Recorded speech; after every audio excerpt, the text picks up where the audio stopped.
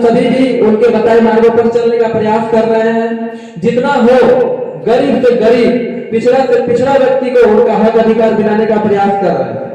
Sir का आज 1 साल पूरा हो गया और आज हम सभी एकत्रित हुए उनका पुण्यतिथि, प्रथम पुण्यतिथि मनाने के लिए। तो मैं उनके जीवनी के बारे में 2-4 शब्द आप सभी के बीच रखना चाहता हूँ। सर्वप्रथम सर के पूज्य पिताजी श्री अनिरुद्ध आजाद जी, जिन्होंने अपने जीवन काल में गरीबों के लिए ही समर्पित कर दिए। मैं उनको बहुत कुछ सालों पहले से जानना स्टार्ट किया था और जानकारी भी हासिल किया। तो अनिरुद्ध आजाद एक ऐसे नेता थे जिन्होंने झारखंड आंदोलनकारी के रूप में भी काम किया।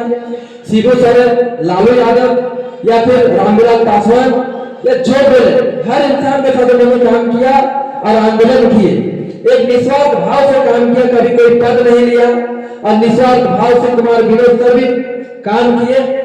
जो कुमार विनोद आज हम सभी के लिए प्रेरणा स्रोत है। उन्होंने अपने पूज्य पिताजी से मार्गदर्शन लेकर उनके बताए रास्तों पर चलकर ही आज इतना कुछ हासिल किए थे।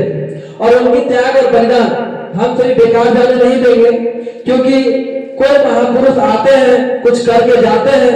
यदि हम सभी उनकी इसी प्रकार से छोड़ देते हैं तो फिर समाज में कोई व्यक्ति किसी का भला नहीं करेगा, समाज भ्रष्टाचार में डूब जाएगा। कि अपना पेट भरो और अपना झोली भरो, समाज जाए जानते में भाड़ में। सर जिस प्रकार से चले, उनके पिताजी काफी आंदोलन किए। रोज यदि खराब होता था तो भूख हड़ताल कर देते थे। यदि किसी का आंदोलन करना हो कुछ मुद्दा लेकर, तो जब तक नहीं, उनसे पूरा झारखंड नहीं डरते थे, हर एक भ्रष्टाचारी डरते थे।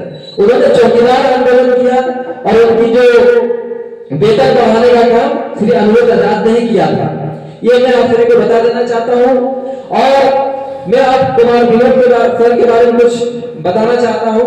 जैसा कि मैं जानकारी प्राप्त हुआ उनके घर परिवार से और उनके पुराने व्यक्तियों से कि सर 14 साल की उम्र में ही माइक पकड़ लिए थे और उन्होंने अपनी शिक्षा पूरी करने के बाद समाज सुधारक समाज में अपने पिताजी के साथ कार्य करना शुरू किए। और उसके बाद धीरे धीरे देवघर में आंदोलन, राज्य में आंदोलन और पूरे झारखंड में इनका नाम छा गया। जब सर एनओ का, हरे रामन राय और मधु कोड़ा जैसे मुख्यमंत्री के खिलाफ एक एफआईआर दर्ज किया और केस लड़े।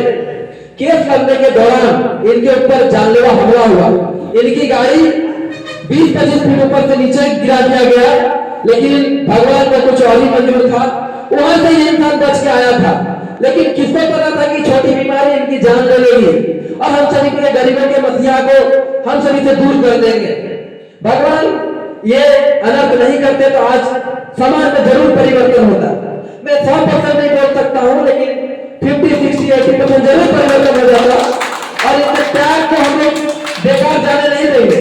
इनकी जीवनी को जब मैं पढ़ता हूँ, मेरा रोंगटा अभी भी बोलते हुए खड़ा होता है कि इन्होंने 20 फीट नीचे से गिरा, 3 बार जेल गए, इतनी पीड़ा दर्द दुख झेला, कितना कुछ किया हम सभी के लिए, लेकिन फिर भी लड़ना नहीं छोड़ा। अंतिम दिन जब सर का 2 तारीख को डेथ हुआ, उससे तब मतलब 7-8 दिन पहले सर आए थे मार्गोडंडा में समाज में बदलाव के लिए, लोगों को जागरूक करने के लिए, लोगों को उनके हक अधिकार की दिलाने के लिए। क्योंकि आप सभी जानते हैं कि आदिवासी समाज पर कितना अत्याचार हुआ। आज भी उनके बच्चे भूखे रहते हैं, पढ़ने के लिए स्कूल नहीं होता है। आप लोग देखेंगे हमारे रानीडी पंचायत में अधिकतर गांव में आदिवासी के बच्चे हैं। मैं भी गरीब परिवार से हूँ, लेकिन मैं जब जाता हूँ उनके गांव में तो देखता हूँ कि अधिकतर आदिवासी को 200-300 रुपये मजदूरी में काम मिलता है, कभी नहीं मिलता। यदि भूल से बीमार हो गए तो उनको मौत होना निश्चित है। तड़प तड़प के मरते हुए मैंने करोपहाड़ी में देखा, कुमराडी में देखा, और ऐसे में देख रहा हूँ कि आदिवासी समाज बहुत पीछे है। मैं ये कोई राजनीतिक बात नहीं कर रहा हूँ, मैं एक सामाजिक बात कर रहा हूँ कि इस मुद्दा को गंभीरता से लेकर गरीबों के बच्चों के हक अधिकार को दिलाने के लिए सरकार को काम करना चाहिए। कुमार विनोद के बताए मार्गों पर चलना चाहिए। पूरा झारखंड में किसी नेता में इतना दम नहीं था कि इनके सामने आवाज उठा दे। हर नेता, मंत्री, मुख्यमंत्री, प्रधानमंत्री सब इनसे डरते थे। मैं ये बोलने का बात नहीं है।